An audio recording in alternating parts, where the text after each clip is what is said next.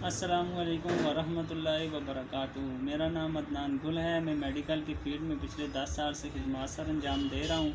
आज मैं आपको बताऊँगा कुछ टूथ पेन किलर के बारे में कि कौन सी बेहतरीन पेन किलर हैं जो दांतों के दर्द में काम करती हैं। तो चलें वीडियो को स्टार्ट करते हैं। सबसे पहले एनसेड फ्लर्बीप्रोफेन, ये दांत के दर्द में बहुत अच्छा काम करती है और ये खाने के बाद लेनी पड़ती है सुबह शाम। उसके बाद है फ्रोबिन, ये भी बहुत अच्छा काम करती है। उसके बाद वोल्टाफ्लेम, डिक्लोफेनेक पोटाशियम, ये भी दांत के दर्द में बहुत अच्छा काम करती है।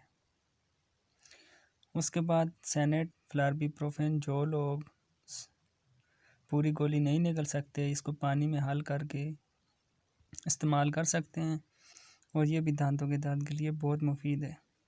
इसके बाद इन्फ्लेमेटिक्स फ्लर्बीप्रोफेन, ये भी दांत के दर्द के लिए बहुत मुफीद है। इसके बाद डिक्लोफेनेक सोडियम है वोरेन, ये जोड़ों के दर्द में भी काम करता है और दांत में भी बहुत अच्छा रिज़ल्ट है इसका।